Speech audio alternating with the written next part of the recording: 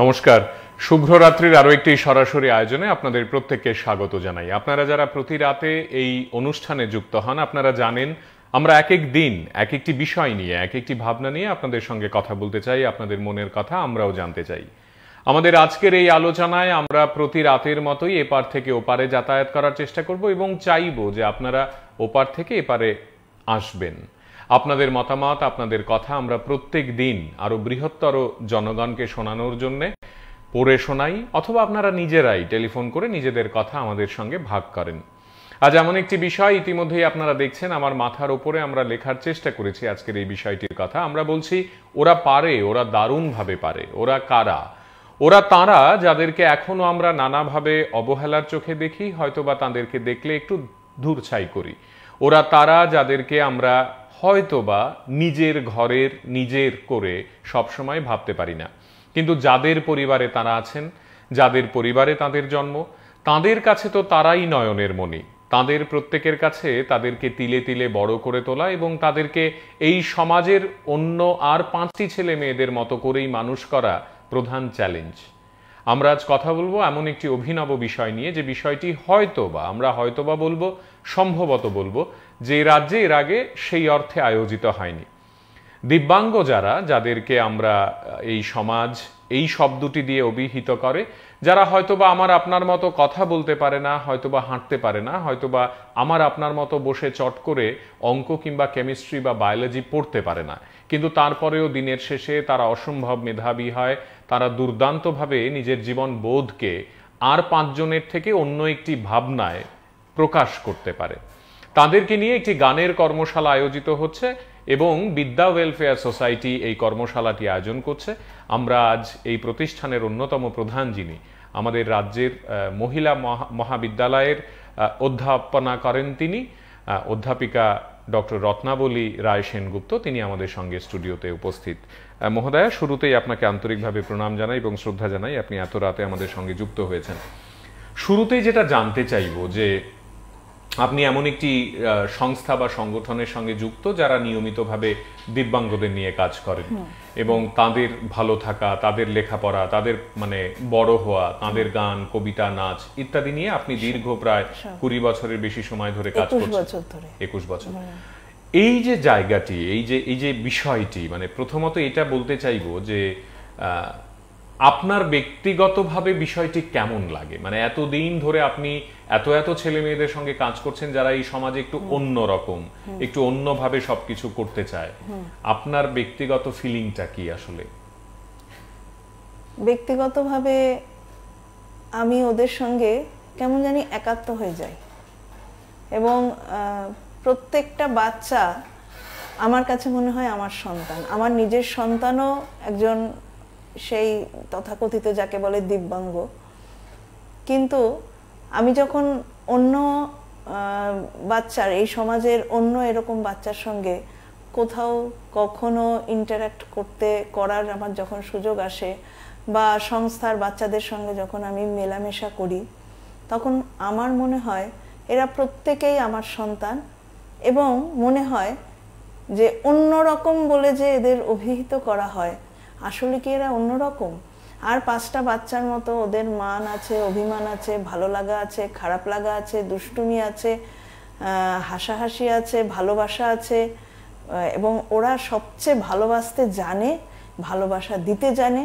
যদি ঠিকভাবে ওদেরকে ভালোবাসা যায়, ওরা বোঝে কে ওদের অ্যাকসেপ্ট করছে বা কে ওদের অ্যাকসেপ্ট করছে না। ওরা বোঝে যে কোন একজন বাইরের মানুষের সঙ্গে সাক্ষাৎ হলে সেই মানুষটা ওদের প্রতি কি ধরনের মনোভাব নিয়ে তাদের সঙ্গে মিশছে, সেটা ওরা খুব ভালোভাবে বোঝে। যার জন্য আমার ওদের সঙ্গে মিশলে আমার মনে হয় যে আমি কোনো স্বর্গীয় সুখের মধ্যে আছি। আমার মনে হয় যে ভগবানের সেবা, তো আমরা তো ভগবানকে সবাই ডাকি, আমরা তো ঈশ্বরের সবাই আমরা ঈশ্বরের পুজো করি বা আমরা ঈশ্বরকে ডাকি, আমরা সবাই এরকম কিছু না, ঐশ্বরিক ইয়েতে আমাদের একটা আধ্যাত্মবোধ আছে। আমার মনে হয় ওদের কাছে গেলে আমি সেই আধ্যাত্মবোধটাকে, আমার মনে হয় আমি সমস্ত মানুষ মন দিয়ে, অঙ্গ প্রত্যঙ্গ দিয়ে আমি অনুভব করছি। এই যে আপনার শুরুটা, মানে আপনি আপনি যেহেতু নিজের ছেলের কথা প্রথমেই বললেন, সাহস করে আপনার কাছে জিজ্ঞাসা করি যে আপনি মা হিসেবে যখন প্রথম জানছেন যে আপনার ছেলেটি আর 5 জনের মতো খুব একটা স্বাভাবিক নয়, একটু অন্যরকম ভাবে সে বাঁচবে বাকি জীবনটা, কতটা চ্যালেঞ্জিং ছিল এটা একসেপ্ট করা মা হিসেবে, এবং তারপর আপনি কিভাবে তাকে এই মেইন স্ট্রিম লাইফে নিয়ে আসার প্রতিজ্ঞাটা নিলেন? কিভাবে? আপনিও তো অন্য আর কারোর কাছে গিয়ে সারেন্ডার করতে পারতেন, নিজেই চ্যালেঞ্জ হিসেবে এটাকে নেয়া এবং আরো 5 জনকে ঠিক করা বা তাদেরকে একটি স্বাভাবিক জীবন দেয়া, এই বিষয়টা আপনি কিভাবে ভাবলেন? প্রথম যখন আমি বুঝতে পারি, ওর যখন 3-3.5 বছর বয়স, তখনই আমি বুঝতে পারি ওর মধ্যে যে একটু ইয়ে আছে, মানে আর 5টা বাচ্চার মতো ও ঠিক সেইভাবে বড় হবে না। তখন আমি কলকাতায় দেখাই, কলকাতা থেকে যখন আমাকে বলা হলো যে ওর অটিজম আছে, ওকে মানে ইমিডিয়েট স্পেশাল স্কুলে দিতে হবে, বা আমি ব্যাঙ্গালোরেও গেছিলাম, সেখানেও বলা হয়েছে ওকে ইমিডিয়েট স্পেশাল স্কুলে দিতে হবে। আমাদের সঙ্গে এক বন্ধু আছেন, একটু কথা বলে নেই, তারপর আবার আপনার সঙ্গে কথা বলি। কে আছেন? নমস্কার। নমস্কার, কে বলছেন? নেই, যোগাযোগ বিচ্ছিন্ন হলো, আরেকবার চেষ্টা করবেন। হ্যাঁ, বলুন। যখন ব্যাঙ্গালোরেও যখন নিয়ে যাই, যেমন নিমহ্যান্সে সবাই নিয়ে যায়, আমিও নিয়ে গেছি, তখন বললো স্পেশাল স্কুল ছাড়া আর কোনো উপায় নেই। তারপরে আমি কলকাতার একটি স্পেশাল স্কুলে দিয়েছি, তখন আমি অলরেডি চাকরি করি। তখন আমাকে বলা হলো যে এইরকম ভাবে কি আপনি পারবেন ওকে এখানে এনে? আপনার সংসার ওখানে, আপনার চাকরি ওখানে, আপনি কি এভাবে পারবেন? আপনি বরঞ্চ ওখানে একটি সংস্থা তৈরি করুন। বাহ। সেই হিসাবে আমি এখানে এসে এখানে খুঁজেছিলাম কোনো সেরকম সংস্থা, ঠিক আমি যেরকম কলকাতায় পেয়েছি, ঠিক আমার ছেলেকে একটি 4-5 বছরের ছেলেকে 2.5 মাসের মধ্যে তাকে একদম শান্ত করে এক জায়গায় বসা, ওরা তো খুব হাইপার অ্যাক্টিভ হয়, ওরা তো এক জায়গায় বসে না সাধারণত, সেই প্রতিষ্ঠানে আমার ছেলেকে এক জায়গায় বসানো তাকে শিখিয়ে দিয়েছিল ঠিক 2.5 মাসের মধ্যে।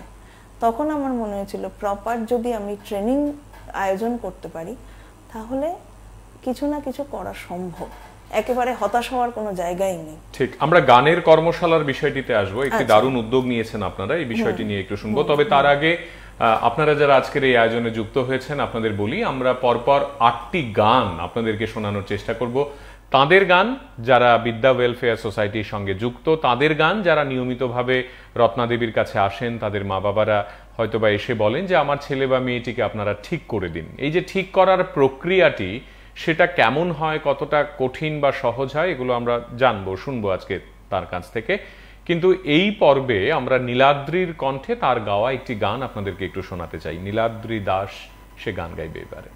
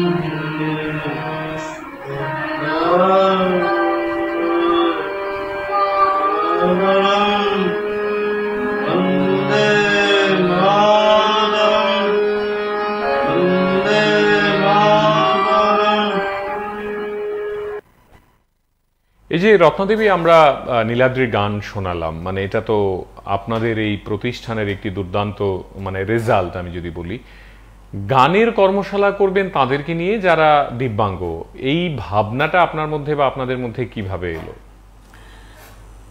গান বা সুর বা যে কোনো সুর, শুধু গান নয়, যে কোনো সুর বা যে কোনো সঙ্গীত একজন মানুষকে, আমি বলবো না দিব্যাঙ্গ, আমি বলবো না দিব্যাঙ্গ নয়, এরকম না, কিন্তু যে কোনো একজন মানুষকে ভীষণভাবে উদ্দীপ্ত করে, তার মন মানসিকতা অন্যরকম করে দেয়, এবং যেটাকে আমরা বলি মিউজিক থেরাপি, এই থেরাপি দিয়ে অনেক বড় বড় অসুখও আমি শুনেছি ঠিক হয়। ঠিক তো আমাদের বাচ্চাদের ক্ষেত্রে এই যে মিউজিক থেরাপি যেটা, সেটা দুর্দান্তভাবে কাজ দেয়, ভীষণভাবে কাজ দেয়। যেগুলো যে কাজ দেয় সেটা আমার নিজের চোখে দেখা, নিজের অনুভবে, নিজের অভিজ্ঞতায় আমি অভিজ্ঞ হয়েছি যে সঙ্গীত একটা মানুষকে কতখানি, মানে এই ধরনের আমরা এই আলোচনাটিতে থাকবো। তবে বন্ধু আছেন সঙ্গে একজন, একটু কথা বলার চেষ্টা করি। কে আছেন? নমস্কার। নমস্কার দাদা। হ্যাঁ বলুন। নমস্কার, আমি কমলপুর থেকে বলছি। হ্যাঁ বলুন।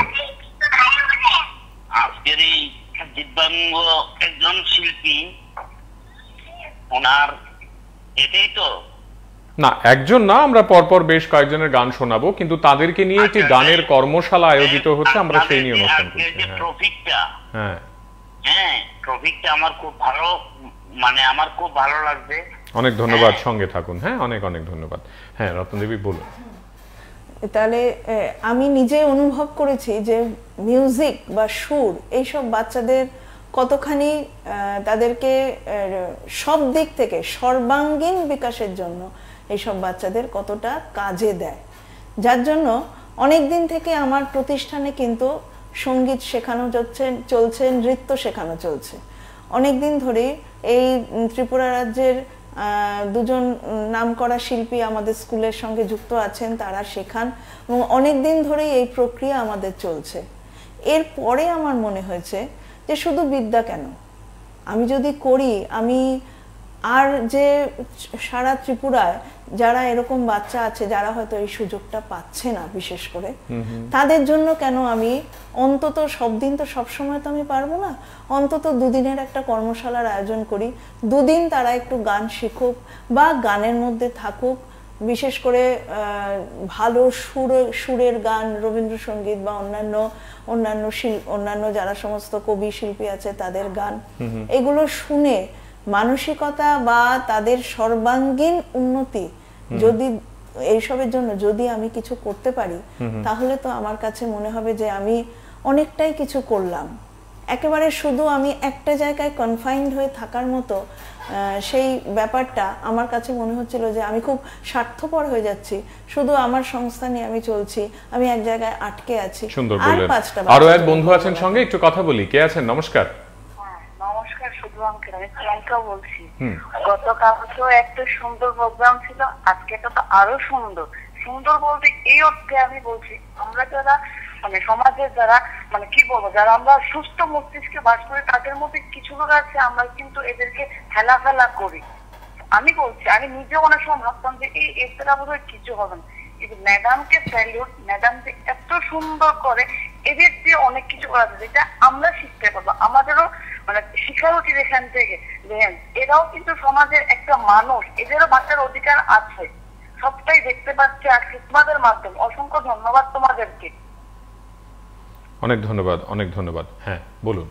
তখন আমার মনে হয়েছে যে সমস্ত ত্রিপুরা রাজ্যের যারা দিব্যাঙ্গ বাচ্চা আছে, যারা ইচ্ছুক গান শিখতে, যারা ইচ্ছুক অন্তত দুটো দিন গানের মধ্যে থাকতে, তাদেরকে নিয়ে আমি কিছু করি না কেন?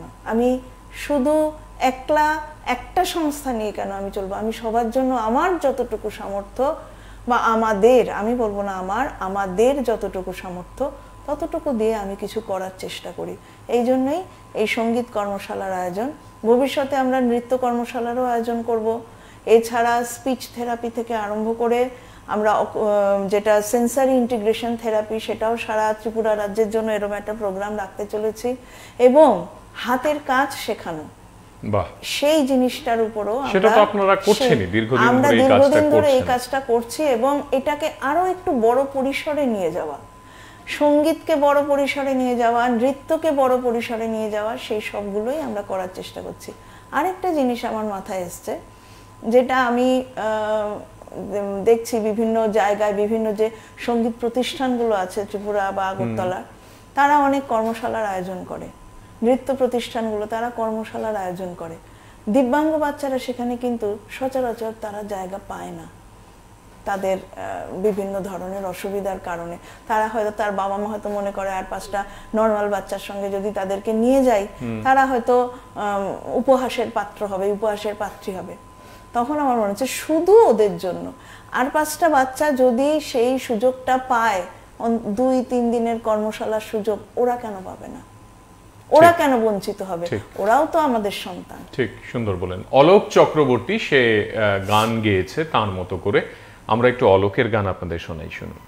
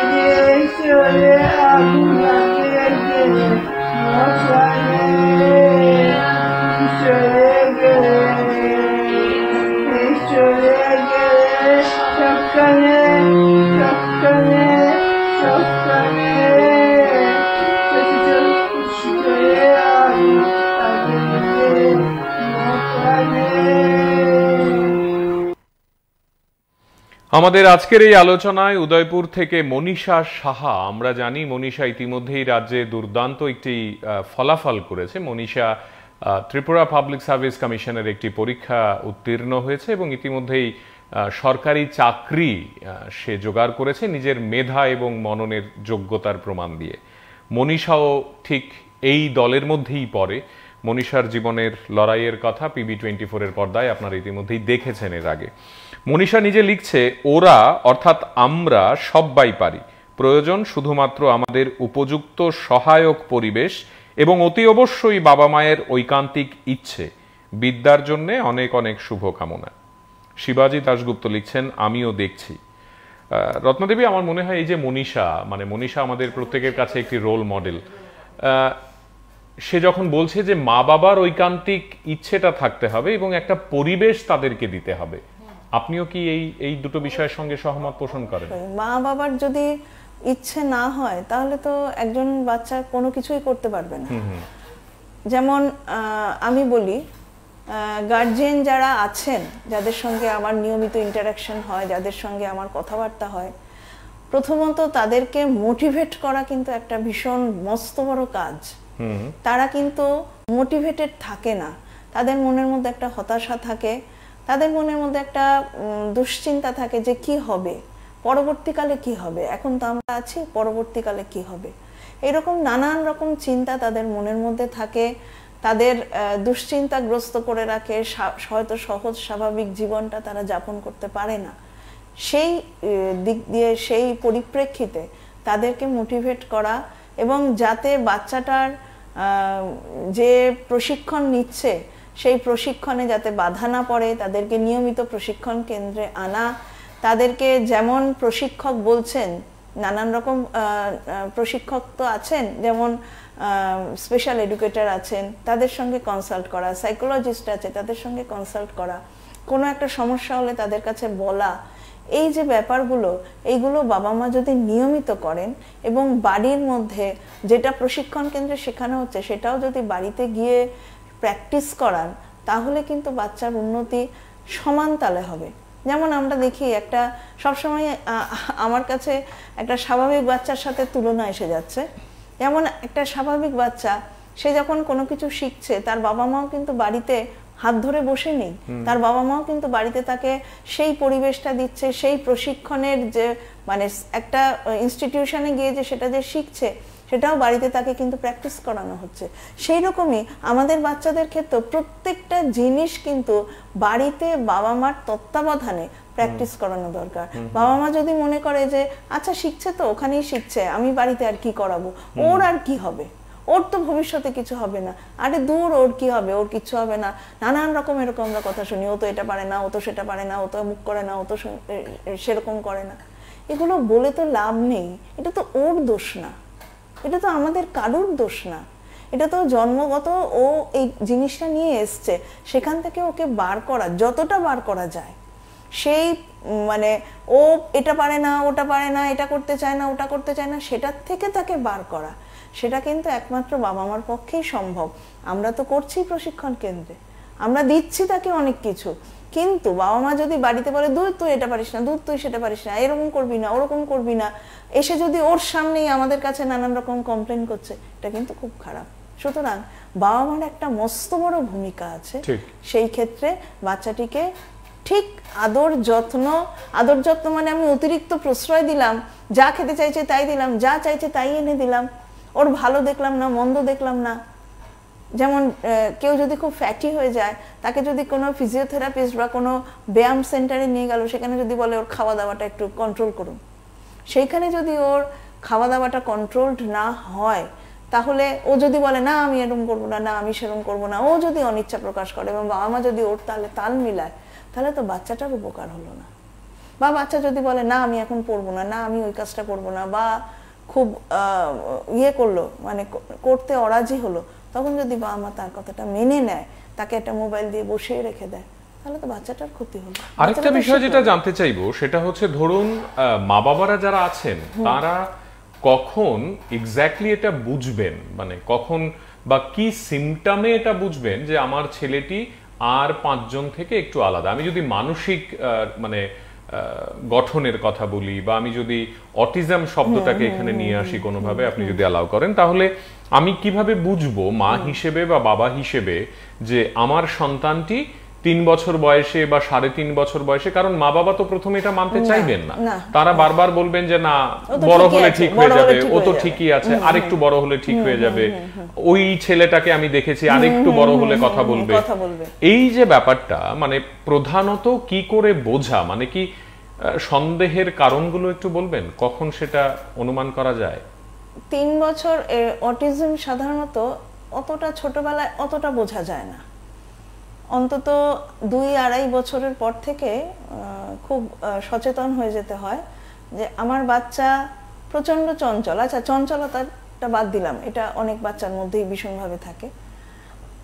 আমার বাচ্চা আর 5টা বাচ্চার মতো চোখের দিকে তাকিয়ে কথা বলছে না, আমার বাচ্চা আর 5টা বাচ্চাকে দেখে ইন্টারেস্টেড হয়ে তার সঙ্গে মিশতে চাইছে না, আমার বাচ্চা স্কুলে গিয়ে সব বাচ্চারা বসে বসে পড়ছে বা দুষ্টুমি করছে, একে অপরের সাথে নানান রকম মারামারি বা ইয়ে করা, খেলাধুলা করা, এগুলো করছে, আমার বাচ্চা সেটা করছে না।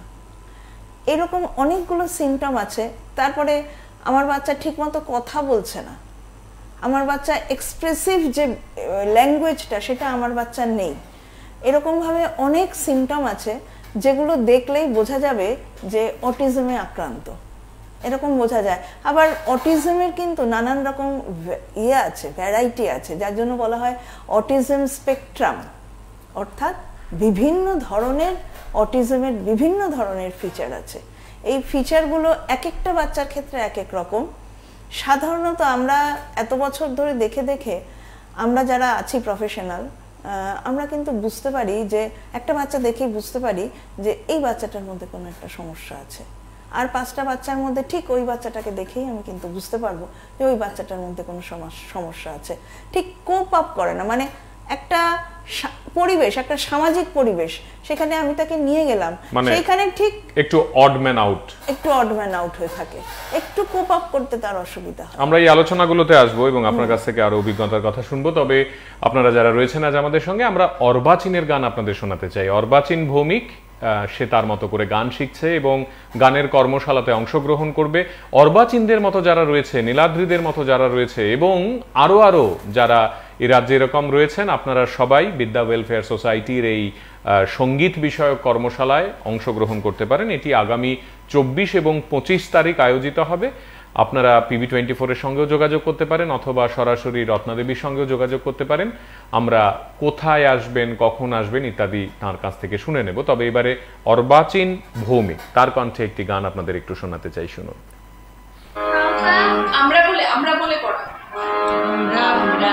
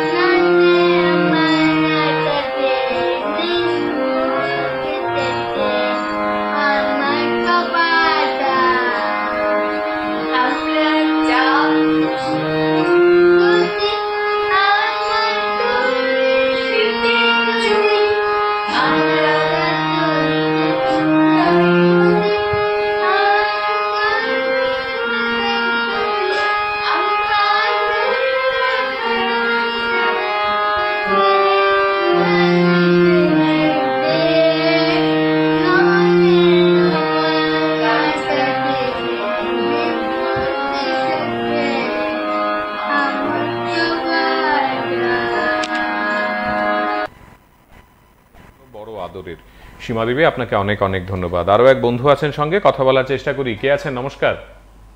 নমস্কার। হ্যাঁ, বিশালগড় থেকে বলছি। বলুন না। যে পরিস্থিতি দেশের, কি বলবো, শান্তি। আপনি কোন অনুষ্ঠানে টেলিফোন করেছেন? রাজনীতির কোন অনুষ্ঠান ভেবেছেন? আচ্ছা, একটু দেখুন, PB24 চালিয়ে আগে দেখুন কি অনুষ্ঠান হচ্ছে, তারপর টেলিফোন করে কথা বলবেন।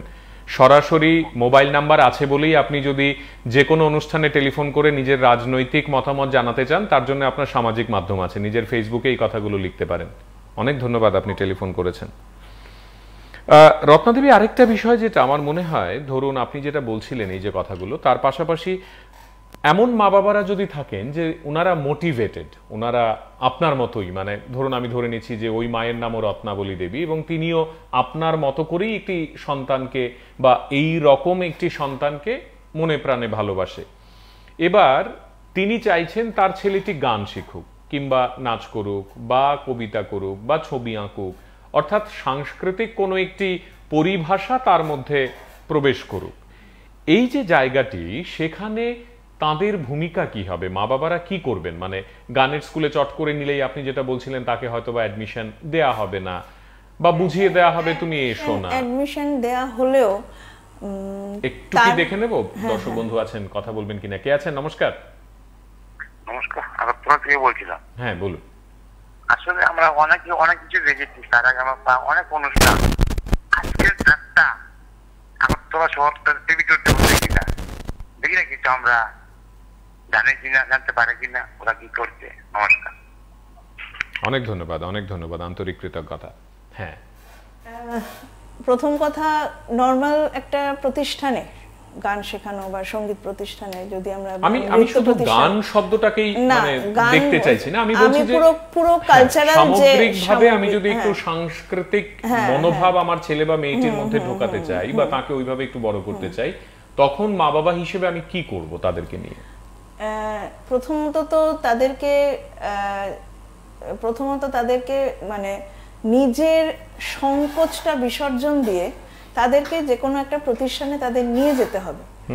সেই ছেলেটি যদি প্রতিষ্ঠানে বসে আর 5টা বাচ্চার সঙ্গে গান শেখার মতো উপযুক্ততা তার থাকে, এরকম নয় যে তারা আর 5টা বাচ্চার সঙ্গে মিলে গান শিখতে পারবে না, কিন্তু অনেক বাচ্চারাও আছে তারা আর 5টা বাচ্চার সঙ্গে মিলে এক জায়গায় গান শিখতে পারবে। সেরকম যদি উপযুক্ততা থাকে তাহলে তাকে সেই প্রতিষ্ঠানে নিয়ে যাওয়া, যে কোনো যে কালচারাল যে কোনো প্রতিষ্ঠানে তাকে নিয়ে যাওয়া, এবং সেখানে নিশ্চয়ই যারা প্রশিক্ষক আছেন তারা নিশ্চয়ই এই ব্যাপারে কোনো সময়ই না করবেন না যে না আমরা ওকে নেব না। এটা তো কোনো ক্ষেত্রেই অন্তত আমার জানা মতো কেউ না করবেন না।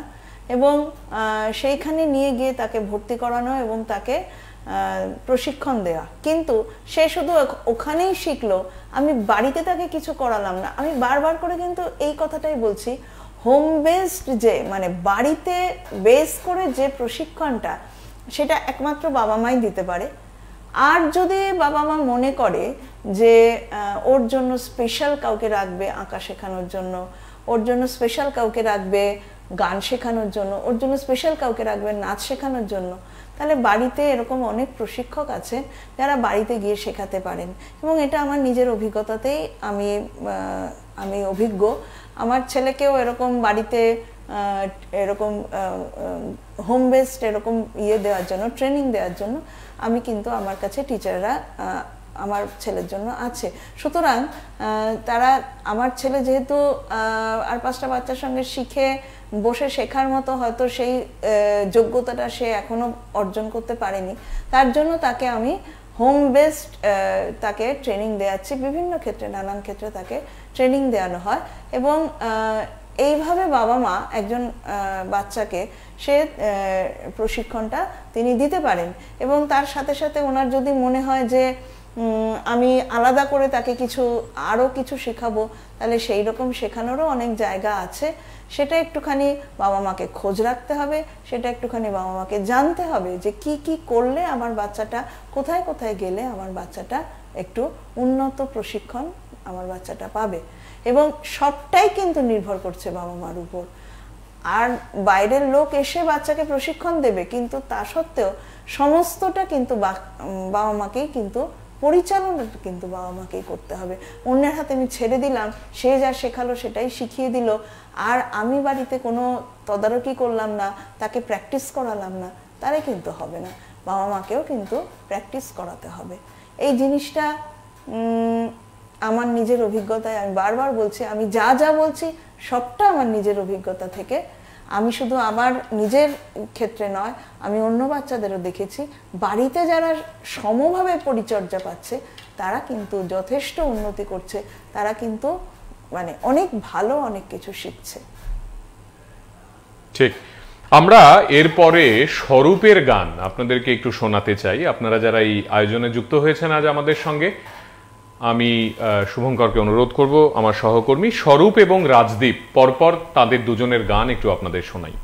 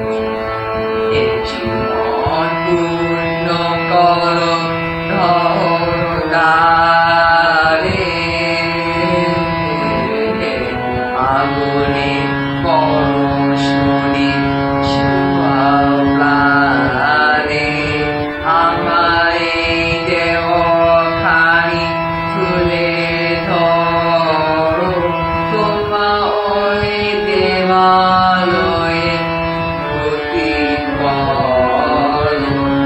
আমার দেহখানি তুলে ধরো তোমার ওই দেবালয়ে প্রতিফলন নিশিথি আলোর শিখা জলকারে নিশিথি আলোর শিখা জলকারে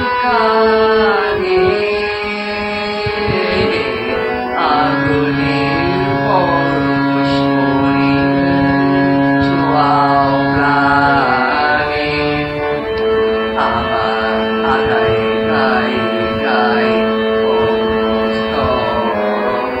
সারা গোটা তারা নব নব আধারে গায়ে গায়ে পরশ সারা গোটা তারা নব নব নয়নে বৃষ্টি হতে ফুটবে কালো যেখানে চেষ্টা করি বন্ধুর সঙ্গে কে আছেন? নমস্কার। নমস্কার দাদা, আমি জালাদা থেকে টুকু বলছিলাম। হ্যাঁ বলুন। বলছি দিদিমণি যে বলেছেন যে গার্জিয়ানরা লক্ষ্য করার দরকার, একদম ঠিক বলেছেন। কারণ আমারও এক নিকট আত্মীয় যখন নাকি 1.5 বছর 2 বছর হয়ে যাচ্ছে তখন জ্ঞান হাতে মুঠ করতে পারতো না, তখন আমি আমার আত্মীয়কে বললাম যে যে কোনো একটা আর্ট স্কুলে ভর্তি করে দেওয়ার জন্য। অন্যান্য বাচ্চারা যখন নাকি ক্যাচ পেন বা তুলি ধরবে সেও তখন একটু একটু চেষ্টা করবে। এখন যদি সে 100-তে 100 ভাগ ধরতে পারে না, কিন্তু 60 ভাগ 70 ভাগ ধরার চেষ্টা করে বা ধরতে পারে। তাই দিদিমণির কথাটাই আমার মনে পড়লো যে গার্জিয়ানদের একটু লক্ষ্য রাখা দরকার ছোটবেলা থেকে, তখন এটা কিছু না কিছু হলো দাদা ইমপ্রুভ হয়। ধন্যবাদ দাদা, খুব ভালো অনুষ্ঠান লাগছে, খুব ভালো লাগছে। অনেক ধন্যবাদ। এই ভালো লাগা যদি আমাদের চারপাশকে আরেকটু সুন্দর করতে পারে, এই ভালো লাগা যদি আমাদের এই ছেলে মেয়েদের প্রতি অবজ্ঞা অবহেলা ইত্যাদি বিষয়গুলোকে একটু কমাতে পারে, আপনাদের এই ভালো লাগা যদি তাদের মা বাবাকে পাশে নিয়ে এই জোরটুকু আমরা তাদের দিকে সত্যি অর্থেই একটি হাত বাড়িয়ে বলতে পারি যে আমরাও আপনাদের সঙ্গে আছি এই লড়াইয়ে, তাহলে আমার মনে হয় সত্যি অর্থে এই বিষয়টি ভালো হবে। শুধুমাত্র একটি অনুষ্ঠান দেখে আমরা যদি বলি ভালো লাগছে এবং ভালো হচ্ছে, কিন্তু দিনের শেষে আমরা যদি তাদেরকে অবহেলার আওতায় ফেলে রাখি তাহলে এই ভালো লাগার কোনো মানে নেই। বন্ধু আছেন সঙ্গে, কথা বলি। কে আছেন? নমস্কার। হ্যাঁ নমস্কার, টিভি 24। আমি বলুন।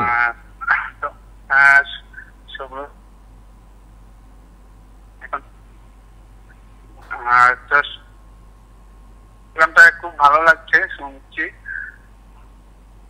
অনেক ধন্যবাদ। আপনি কথা বলার চেষ্টা করছেন, কিন্তু আমার মনে হয় নেটওয়ার্কের কোনো সমস্যা আছে, আপনার কথা ভালো করে শোনা যাচ্ছে না। শোনা যাচ্ছে না ভালো করে।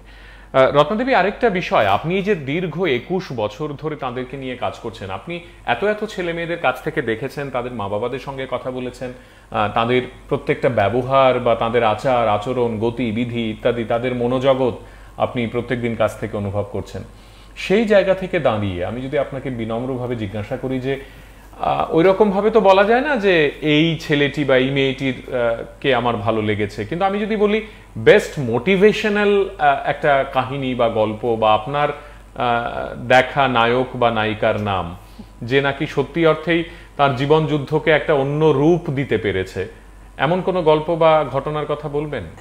এরকম তো অনেক আছে, কিন্তু আমার দেখা মতো যেটা খুব আমাকে করে, মানে ওকে আমি যেমন খুব ভালোবাসি। আমরা একটু আটকাই আপনাকে। বন্ধু আছেন, একটু কথা বলে নেই। কে আছেন? নমস্কার।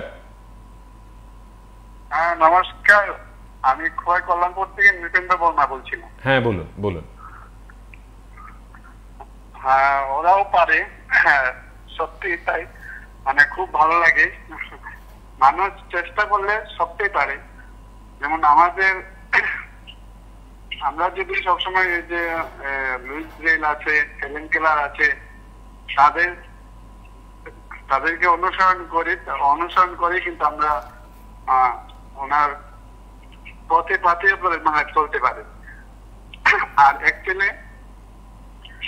আমরা অনেক সময় বাচ্চারা চালচলনে বোঝা যায় যে মানে কোন বাচ্চাটা কোন দিকে, মানে তার উৎসাহ কোন দিকে। কেউ একটু খেলতে ভালোবাসে, কেউ একটু গান গাইতে ভালোবাসে, বা কেউ একটু বাজাতে পছন্দ করে। ওইটা যদি আমাদের ছোটবেলা থেকেই তার চালচলন গুলি মানে গার্ডিয়ানরা যদি নজর করে। ঠিক, সুন্দর বললেন, অনেক অনেক ধন্যবাদ আপনাকে, অনেক ধন্যবাদ, আন্তরিক কৃতজ্ঞতা। হ্যাঁ রত্নাদেবী, যেটা বলছিলেন। বলছি বেস্ট মোটিভেশনাল স্টোরি যদি বলি, তাহলে একটি বাচ্চা আছে, বাচ্চা আমার জানাশোনার মতো একটি বাচ্চা আছে, যার বাবা তার খুব অল্প বয়সে মারা গেছে। মা তাকে মানে তাকে মার তত্ত্বাবধানে সে বড় হচ্ছে। এখন যথেষ্টই বড় হয়েছে, বোধহয় 21-22 বছর বয়স হবে। ছোটবেলায় যখন ও প্রথম আমার সঙ্গে মানে যখন দেখা হয়েছিল বা প্রথম যখন এলো আমাদের কাছে, তখন ও কিচ্ছুই বলতে পারতো না, একটা মা শব্দ ঠিকমতো উচ্চারণ করতে পারতো না। এখন আমি পড়াশোনাটা বাদ দিয়ে বাকিটা বলছি, সে এখন গান গাইছে, আর গানও আমরা এখানে শুনেছি। সে যতটা নিজের মতো করে পারে ততটা সে গান গাইছে, গানের ক্লাসে সে উপস্থিত থাকে, নাচ করছে, এবং আমাদের নাচের টিমের সাথে সে দিল্লি থেকে ঘুরে এসেছে। তারপরে তাকে দিয়ে আমরা নানান রকম ভোকেশনালের কাজ করাই। হয়তো সে অতটা পরিপাটিভাবে পারে না, কিন্তু সে করে, সে তাকে যেরকম যেরকম বলা হয় সেটা সে করে, তার যোগ্যতা মতো, তার পারা মতো আমরা তাকে, তার এবিলিটি মতো আমরা তাকে নানান রকম দিয়ে হাতের কাজ করাই। এবং সে এখন অনেক কথা বলতে পারে, নিজের ফোন ধরতে পারে, কে ফোন করেছে সেটা বুঝতে পারে, ফোন ডায়াল করে নিজে ফোনে কথা বলতে পারে। এই যে গল্পটা, এই যে গল্প বলবো না, এটা সত্যি ঘটনা, এই যে সেটা আমার লাইফে আমার দেখা এবং আমাদের একটি সাফল্যের একটা অন্যতম একটা আপনার গানের কর্মশালাটা কোথায় হবে, কেউ যোগাযোগ করতে চাইলে কোথায় যোগাযোগ করবেন ইত্যাদি সব আরেকবার বলে দিন দর্শকদের। গানের কর্মশালা হবে দক্ষিণী সভাগৃহে, যেটা রবীন্দ্র পরিষদের, ত্রিপুরা রবীন্দ্র পরিষদের, দর্শকদের দিকে তাকিয়ে বলুন। হ্যাঁ, ত্রিপুরা রবীন্দ্র পরিষদের দক্ষিণী সভাগৃহে। এবং এটা যোগাযোগ করার জন্য বিদ্যা ওয়েলফেয়ার সোসাইটি রয়েছে। বিদ্যা ওয়েলফেয়ার সোসাইটি দৈনিক সংবাদের পরে যে নবারুণ পেট্রোলিয়াম আছে তার উল্টো দিকে যে রাস্তাটা গেছে সেখানে বিদ্যা ওয়েলফেয়ার সোসাইটি। আর ফোন নাম্বার কি দেবো আমি? ফোন নাম্বারটা বলছি, ফোন নাম্বার 9436122987। আপনারা যদি মনে করেন আপনাদের সন্তানদের এই দুদিনে একটু সুরের জগতে রাখবেন, একটু সুরেলা পরিবেশ তাদেরকে দেবেন, তাহলে অবশ্যই চলে আসুন। আমাদের এখানে বয়সের কোনো বার নেই, বয়স যে কোনো বয়সের বাচ্চাই আমাদের এখানে, আমি তাদেরকে বাচ্চাই বলি, যে কোনো বয়সের মানুষ আমাদের এখানে আসতে পারে, যে কোনো বয়সের ছেলেমেয়েরা আসতে পারে। এবং যে কোনো সমস্যার ছেলে মেয়ে যদি মনে করে এখানে এসে তাদের ভালো লাগবে, তাদেরকে আমি তো বলি যে অবশ্যই তাদের ভালো লাগবে, এবং তাদের এই ভালো লাগার সামান্য ক্ষণটুকু তাদেরকে একটু দিন আপনারা দেখবেন আপনারাও খুব আনন্দ পাবেন। তাদের আনন্দে কি আপনাদের আনন্দ হয় না? অবশ্যই হয়। তারা আনন্দ পেলেই তো আমাদের আনন্দ। সেই আনন্দটুকু আপনাদের সাথে ভাগ করে নিতে চাই আমরা। আপনারা আসুন, এসে কর্মশালায় যোগদান করুন। খুব সুন্দর বললেন। আমরা আজকের এই আলোচনাটি এখানেই শেষ করব, তবে যেতে যেতে পরপর 3টি গান আপনাদের শোনাবো। আপনারা যারা এই গানের কর্মশালা নিয়ে শুনলেন, আপনারাও আপনাদের পরিচিত জনদের বলতে পারেন, তাদেরকে একটু অন্য মুক্ত বায়ু আপনারা উপহার দিতে পারেন। তারা আমরা এইভাবে বিভেদ করা নয়, আমরা প্রত্যেকেই সমান। কেউ একভাবে পারে, অন্য আরেকজন অন্য আরেকভাবে পারে। এই দুই পারাকে যদি আমরা একসঙ্গে মিলিয়ে দিতে পারি, তাহলে আমরা সবাই মিলে ভালো করে বাঁচতে পারবো। এই বেঁচে থাকার প্রতিটি কোনায় কোনায় আনন্দ থাকুক, এবং আপনাদের প্রত্যেককে সঙ্গে নিয়ে ঠিক এইভাবেই আমরা প্রতি রাতে জীবনের কথা বলবো, আরো ভালো থাকার কথা বলবো, জীবনকে উপভোগ করার কথা বলবো। আগামীকাল নতুন কোনো বিষয়, নতুন কোনো ভাবনা, স্টুডিওতে হয়তোবা কোনো অতিথি আপনাদেরই অপেক্ষায়। যেতে যেতে পরপর 3টি গান, তা দিয়েই শেষ হবে আজকে শুভরাত্রি। নমস্কার।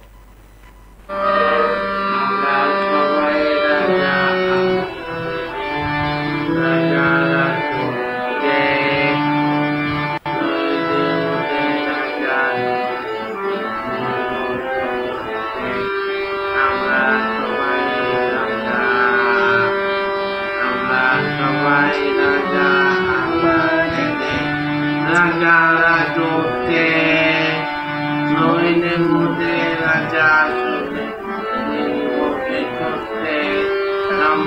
সবাই রাজা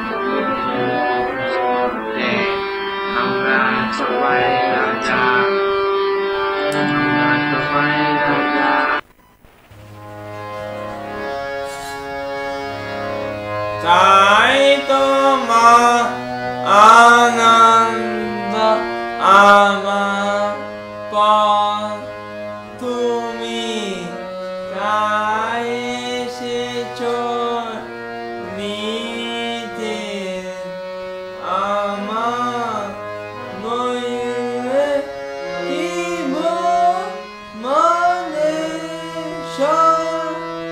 তোমার প্রেম তোজে মিছে তাই তোমার আনন্দ আমার পর